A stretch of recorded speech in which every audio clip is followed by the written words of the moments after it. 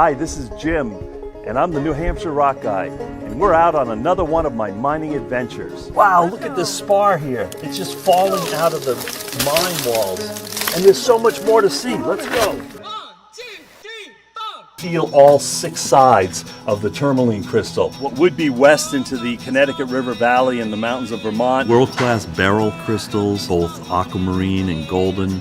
If you look hard enough, you'll find something it's facing. Get ready for a fantastic journey of this incredible mine.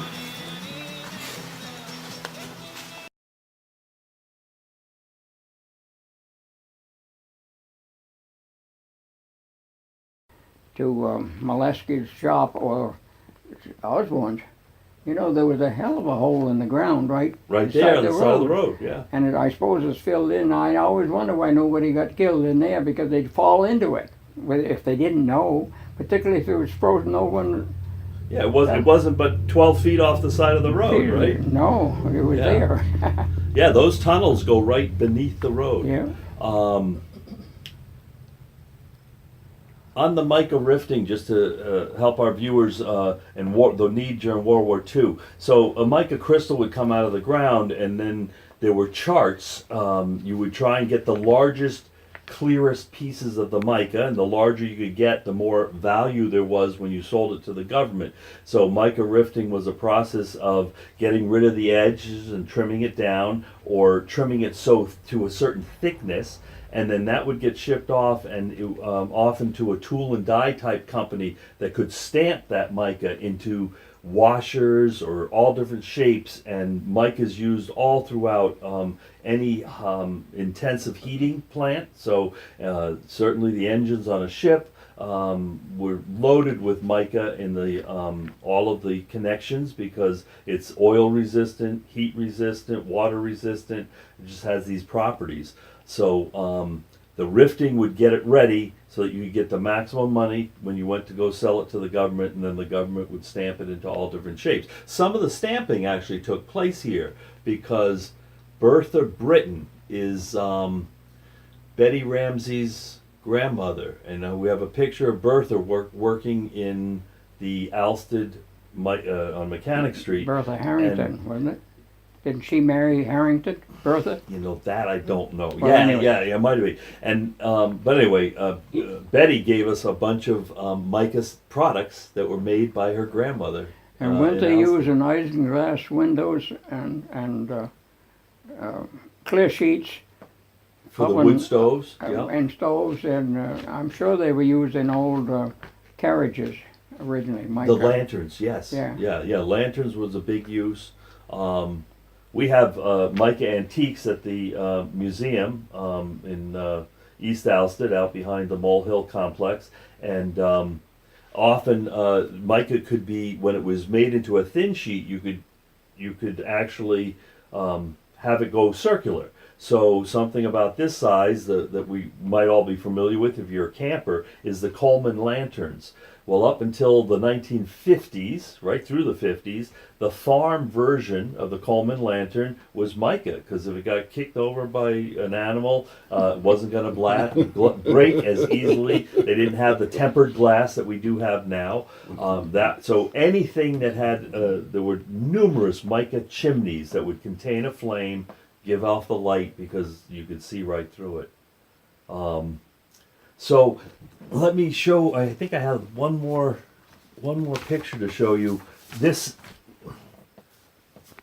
again, I think from the Alsted Historical Society. It's one of our mines, or nearby, and it's quite an operation. What we're looking at is the bottom of a mine pit, and it's a place where they would be hoisting or bringing perhaps the new material out from the tunnels, and they would be hoisting it to the surface. So to me it looked like there was enough here that this could have been the colony mine, but I don't know. Yeah. I don't know either, but I can see the rails going in where the tram car would be going in to fill up and come back. Either that or a prisoner escaping from the Did you ever hear about at the big mine, the Gilsum mine, that they actually lowered one of those jeeps that we might see in a Gomer Pyle driving or Andy Capp, but it was a military jeep that they outfitted a dump back, and Dick Fisk of Gilsum had the job of driving it down the tunnel, loading it up, bringing it out, dumping it, and I talked to somebody that remembers watching that Jeep get lowered down, and the mine was so deep, he said it looked like a little speck at the bottom of the... Yeah, there was quite a hole. Yeah. Well, there's still quite a hole, but after that hole was there, you go down another 2 stories anyway, maybe 3. Well, they had when we were talking earlier about the large timber that would be used for the boom and the derrick, there was a derrick at the big mine on the top, and then there was one in the mine that was the top of it, so say it was 50, 60 feet high, it was 110 feet below the surface, plus 60, so it was easily, a couple hundred feet. And in 1918, there's documents that says the air shaft was over 125 feet down. I wonder how big that shaft was. Yeah, how far? In diameter. Oh, they weren't. You know, you got to have a lot of air down there. That just didn't happen. That's a great. I climbed down a couple of them as a kid. It was kind of dangerous. I did some of the air shafts up at the Colony mine because they were newer.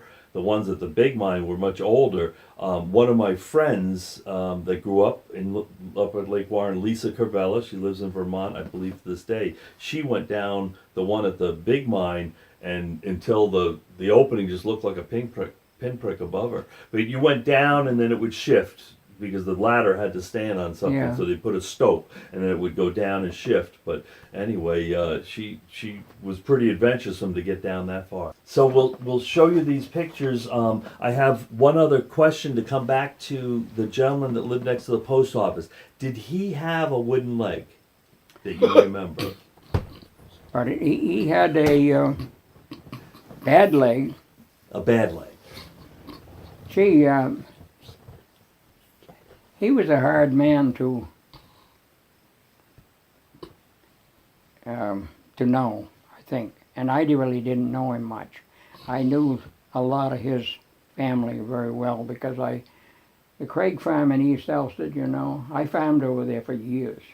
So I know Herm and Katie and all the Wynnum family that... These would be ancestors of his? Oh, certainly, fairly close. But I say I can't tell you. I know he was lame, and he didn't have an awful good reputation for being a well-liked man. Well, we could leave it at that. The urban myth story of this particular gentleman was that, and there's no doubt that the mines that he was operating are right on the sides of the road, and there were 2 competing mines. The Fitzgibbon mines was on one side, the Lyman mine was on the other, and people were stealing the mica. They were mica mines because it was just too easy. They come by. So supposedly he booby-trapped the mica pile somehow and then got injured by his own booby trap, which led to that leg. Yeah. Now, some circles say that the urban myth got that he blew his leg off and he had a peg leg, so that's why I asked it that way. I don't know if it's a peg, but I know he was a gimpy. Yeah, fellow. so supposedly that's how that happened. Our audience is laughing at this. Well, we hope we're enlivening you at home as well with our stories. It's just such a pleasure to talk to you because you're giving us wonderful firsthand accounts of the operations that took place here, and it was a big economy for a long period of time. Well, mining, particularly in wartime, when it boomed up there for half a dozen years, it just was a big industry in this whole area. And it involved not only the people who were actually mining, but the transportation, the trucks, and the repairs, and this and that. They're a big deal. There was a whole separate transportation company, because I know Dale and his brother Bill's the fire chief in Gilsum. Bill Johnson has the repair business. their father was involved in the transportation business, and they had a fleet of these trucks, perhaps the Sterlings or others, and that they were subcontractors, or that operation. They the mining company themselves didn't own the trucks. That's what maybe some did, but for a lot of that big feldspar production. Well, there was a problem getting it to market, and Fast enough, you mean, or well, that was your problem was trucking, and originally they had these old hard rubber wheeled chain drive trucks that were small bodied. I mean, you put on today the amount of volume that these trucks go by here carrying everything, but they didn't have, they figured they had 2 or 3 ton on. They had a heck of a load. Right. Now, these are the same ones that we could see outside Ralph Balla's. He's got some of the Sterlings there. Yeah, he's got about everything. They're all international trucks. Okay, yeah. That's his specialty. And well, I noticed there was a couple that had the Sterling. You could see the chain drive, so perhaps we'll go by this afternoon and be able to get a picture of that to add in. Yeah. if he was around, he'd be happy to tell you all about Yeah, it. I hadn't seen. Tracy said she hadn't seen him. Well, he's not. Both of them aren't very good these days. Oh. A little whiny, one way or another, and. Do you know, maybe you could shed light on this, I believe when Tracy Hansen did one of the radio shows like she did with you, and she did one with the Ballas, that it came out that the sawmill came about as a business to keep the mine workers busy all winter, so he'd had the same crew to go back in the spring, and he didn't have to retrain them. But now the sawmill is still left and the mining's gone. I can't say one way or another. I don't know. I never heard that part of it. The mining, I know the mill has grown exponentially over the years and modernized, and it had a fire there, and they had to start all over. And is this the one in North Walpole? In Walpole? The mill? Or are you just talking about Golden Keen Company? No, I'm talking about this Ballard's Mill. Oh, the sawmill. Sawmill. I'm sorry. Yes. Sawmill. Now that's right now it's a good business, or as good as the lumber business is going to be. And Ralph is on the way out of it, His sons run it. John, I suppose, and Bobby. Got 2 sons there. And that's inevitable that sooner or later that's going to be something else, or somebody else going to own it. Yeah. Well, it's very active to this day. Oh, lumber logs go this way and lumber goes that way, with monotonous regularity. So it's not the mining trucks anymore; it's the logging trucks. I think I'm done with these little handouts that I brought to share with you. Actually, I do have one more. It's a small one. This is a picture from the Lyman mine. So this would have been Craig. Again, the mines change names, and different people know them as different things. But what's nice is that all of the Margaret Rhodes was ever able to share with me the postcard where those names came from. Sure. So that this could be produced and name all those workers. About 7 or 8 workers shown in this picture. And what's exciting is that, for the prosperity of the museum's sake, we have the name of each of them. Yeah. Yeah, and well, that's a hard way to make a living, but what do you suppose they got actual wage? They get 20 cents an hour? Or? Probably going way back, because again, we could go back in time. The best data I have is from that World War II. It was $1 an hour, and that the most profitable other businesses would be logging or shepherding or things like that, and the dollar per hour was right up there. And then during World War II, the mine workers had rations for gasoline, for their Yeah. shoes, and it was critical to everything. How are we doing on time on this one? 2 minutes. So I'd love to end with this knowledge on this video that two things about the